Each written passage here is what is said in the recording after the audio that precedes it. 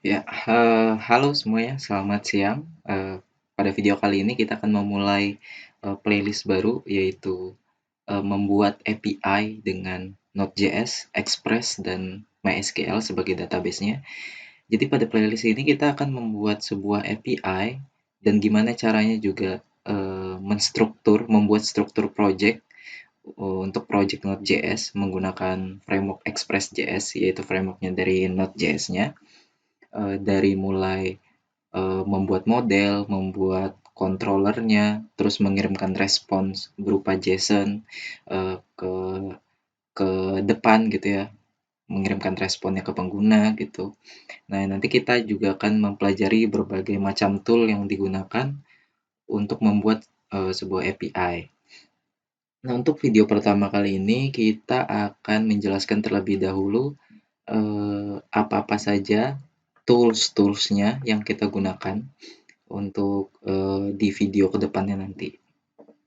Nah, untuk tools yang pertama yaitu yang harus diinstal adalah Node.js. Jadi teman-teman bisa mengunjungi situs nodejs.org. Kemudian nanti di sini ada download for operating system teman-teman.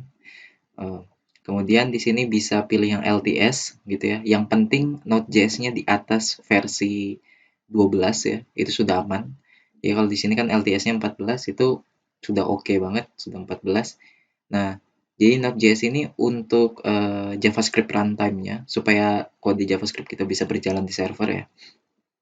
Kemudian yang perlu diinstal lagi adalah yaitu Postman. Sesuai namanya tukang pos gitu ya, postman gitu. Nah, jadi ini adalah software yang kita gunakan untuk mengetes API endpoint kit yang sudah kita buat. Apa itu API endpoint? Nanti kita akan pelajari. Jadi kalau misalkan kita mengklik di user URL di atas sini gitu, misalkan postman.com/download, itu kan request-nya, metodenya adalah get gitu. Nah, gimana kalau seandainya API endpoint kita itu metodenya bukan get aja, tapi post, kemudian bisa juga put atau delete gitu metode HTTP metodenya. Nah, kalau misalkan HTTP metodenya itu berbeda, maka kita tidak bisa mengetes API endpoint tersebut hanya langsung dari browser, karena kalau dari browser itu secara otomatis dia menjadi metodenya langsung get gitu. Makanya kita membutuhkan aplikasi yang tersendiri untuk melakukan request dengan metode yang berbeda, yaitu aplikasinya adalah Postman. Atau teman-teman boleh pakai aplikasi yang lain juga, mungkin ada yang namanya Insomnia gitu, boleh. Tapi kalau di playlist ini saya menggunakan Postman ya. Nanti juga saya akan mengajarkan bagaimana membuat environment untuk Postman kita supaya tidak perlu susah-susah gitu mengetikkan URL-URL-nya berulang-ulang seperti itu. Kemudian yang kita butuhkan selanjutnya adalah database MySQL-nya, karena di playlist ini kita menggunakan database MySQL. Nah, bisa teman-teman menginstal MySQL-nya saja langsung gitu. Tapi kalau di sini di playlist ini saya menggunakan Laragon ya. Jadi di Laragon ini ada banyak, di dalamnya ada Laravel, bisa membuat Laravel, kemudian Node.js juga sudah include di sini, Node.js versi 12, kemudian yang lain juga. Nah, karena saya di sehari-hari itu menggunakan Laragon karena juga saya membuat web menggunakan Laravel gitu ya. Jadi di sini saya menggunakan Laragon eh, karena sudah include juga dengan MySQL-nya, PHP-MyAdmin gitu. Tapi kalau teman-teman lebih familiar menggunakan XMPP juga boleh di sini ya. Bisa ke download di sini. Nanti teman-teman download juga di situ bisa. Nah, di sini versinya bebas saja mau pilih yang mana. Yang penting nanti PHP-MyAdmin-nya bisa teman-teman buka gitu.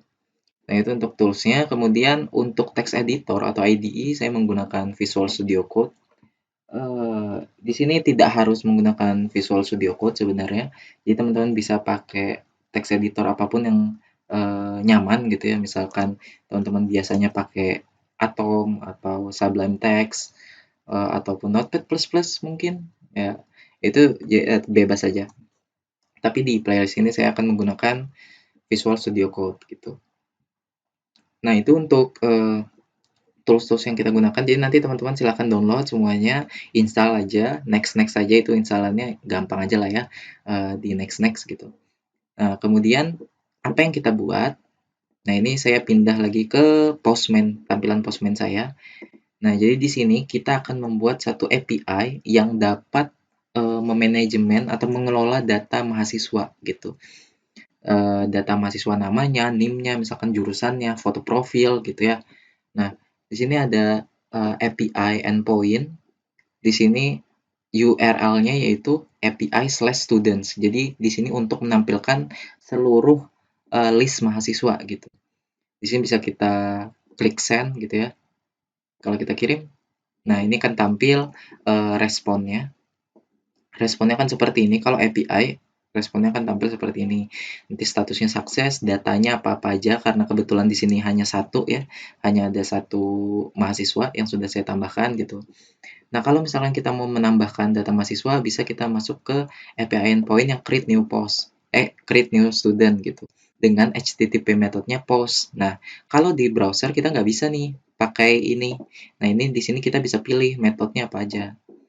Nah, di sini kemudian untuk mengirimkan atau menambah data mahasiswa itu kan diperlukan ini ya, foto profil, kemudian nama, NIM, jurusan, prodi. Nah, nanti kita masukkan ke sini, ke form data. Foto profilnya apa, namanya siapa, NIM-nya berapa, jurusannya apa, prodinya apa, gitu. Nah, kalau kita send, nah ini akan ada status failed. Nah, apa message-nya? Pesannya adalah foto profil tidak boleh kosong. Di sini padahal sudah ada ya foto profilnya ya. Nah, ini coba kita hapus dulu. Kita select yang baru. Nah, kemudian kita kirim. Nah, kalau kita kirim, failed lagi, NIM yang Anda berikan telah digunakan. Jadi NIM-nya di sini itu sama seperti yang ada di sini. Nah, jadi kita tidak bisa menambahkan mahasiswa dengan NIM yang sama seperti itu. Nah, nanti dia akan muncul pesan error seperti ini. Nanti kita akan juga mempelajari tentang error handling. Kemudian untuk mengambil data satu mahasiswa gitu. Jadi di sini kita akan tambahkan ID-nya. Nah, kita kirimkan. Nanti datanya seperti ini. Kemudian update juga. Kita bisa masukkan juga seperti ini. Kita send. Nah, sukses. Di sini sudah bisa kita update datanya gitu. Kemudian juga kita bisa mendelete data mahasiswanya sesuai dengan ID-nya. Misalkan ini kita kirim, delete. Nah, sukses, data mahasiswa berhasil dihapus. Kalau kita get all students lagi, ya, nah ini sudah terhapus. Tidak ada data mahasiswanya. Mungkin segitu saja untuk overview dari project yang akan kita buat di playlist membuat API dengan Node.js ini. Gitu.